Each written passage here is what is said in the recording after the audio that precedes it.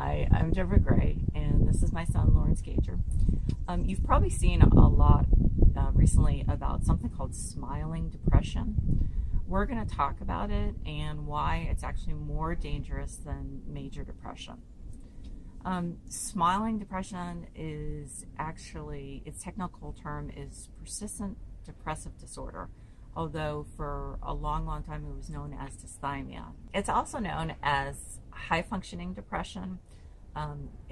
Some people call it walking depression, which I guess is supposed to be kind of like walking pneumonia, where you're just chilling. You're around. You're walking around, doing your normal thing, but you still have pneumonia. Anyway, so this is something I'm very familiar with because I had it for 20 years before I was diagnosed with depression at the age of 27. So persistent depressive disorder is different from what a lot of people think of as depression. So a lot of people think of depression as when you can't get out of bed, and that is the case with major depression for a lot of people. Not everyone, but so I had this for 20 years, and I never had one day where I couldn't get out of bed. When I was younger, I went to school most days. I had hobbies, I had activities I did, and I functioned fine. I had moments of happiness, which is one of the other things that it makes something like persistent depressive disorder so dangerous, is that people do have moments of happiness. So then it never occurs to them or the people around them that they could be depressed. They're functioning fine. They do have moments of happiness, possibly days of happiness, maybe weeks of happiness. So the reason that I actually ultimately went to a doctor and got diagnosed was not because of the PDD. It was because I was in my third bout of major depression. So the major depression is actually what sent me to the doctor, because at that point I wasn't functioning very well. I was still going to work, but there were a lot of other things that were going on that made it clear to me that something was desperately wrong. The way I would describe PDD as opposed to major depression is major depression is like a thunderstorm. Okay? It's intense. It's but it's short. Okay, so whereas PDD is like perpetual clouds, clouds and rain. Perpetual downpour, yeah. Yeah, I mean, so think about which would be worse potentially. Something that only lasts at most probably a few months. Or something that can go on for years and years and years. The fact is, it's very wearing, and I think that having it go on for that long, also, which is like literally years, for most people, and that's why it's called persistent depressive disorder, is that it kind of erodes your hope bit by bit by bit. The longer something goes on, I think the less hope you have. The reason that PDD is more dangerous than major depression, which is what a lot of people think of when they think of depression. They think of someone, lying in bed, basically not able to function, and that's the case a lot of times with major depression. It's very hard for people to function. The reason why it's dangerous if you have this this high functioning depression is because you could be suicidal, and you have the wherewithal, in other words, the organizational capabilities, and other cognitive abilities to carry out a suicide. Someone who has major depression and is barely able to function generally is not capable of being organized enough to successfully kill themselves. So this is also why, for instance, I say on my website, one of the most dangerous times when you have gone on antidepressants is when you are recovered to some extent. So you feel,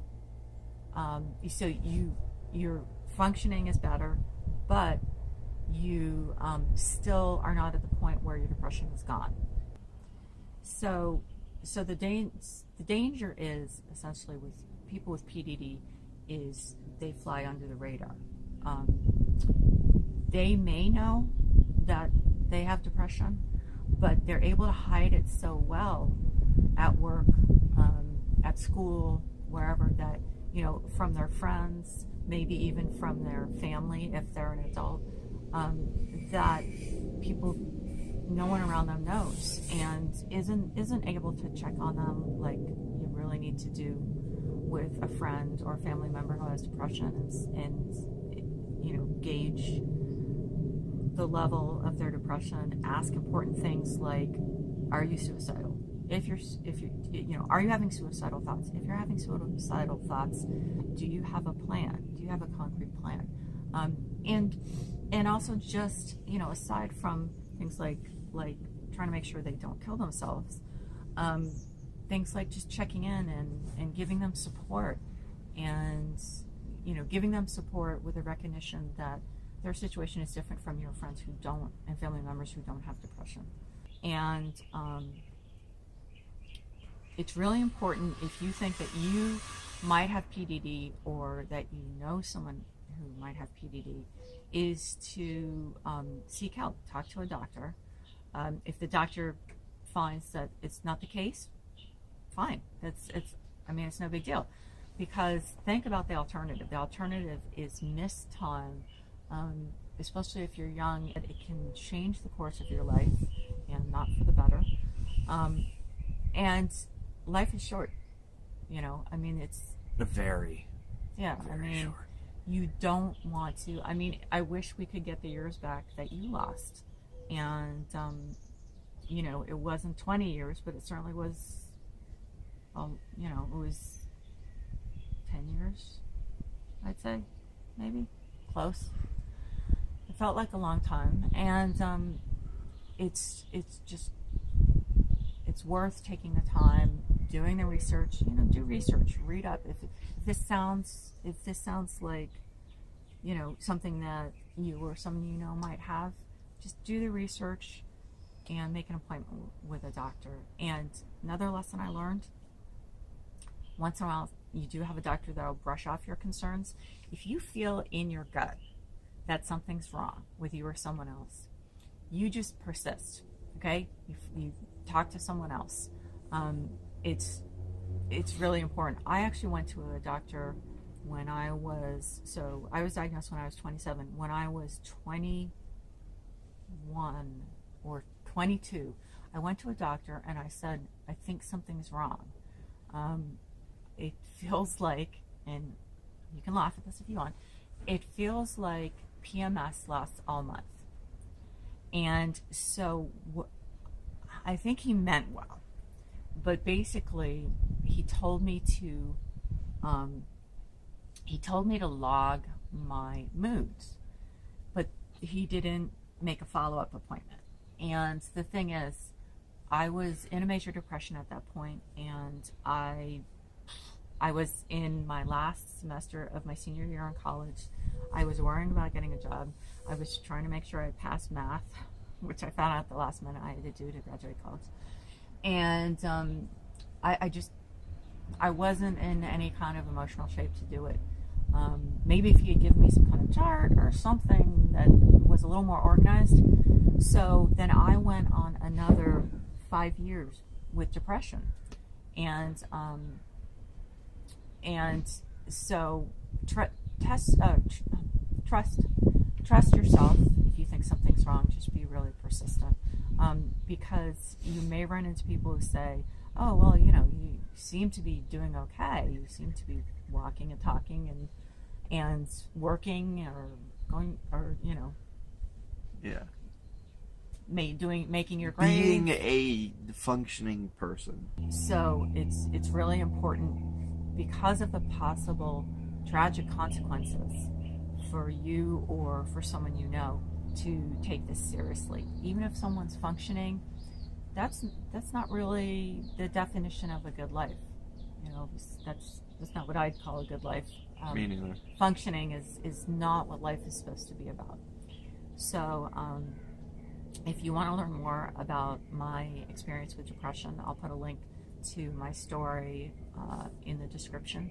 And if this video has been helpful, please give it a like. Please subscribe if you'd like to see more.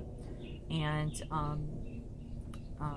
also, please leave any comments about, you know, your experience with depression, be it high functioning, PBD, whatever it's called, smiling, or whatever kind, because we always love to hear from you.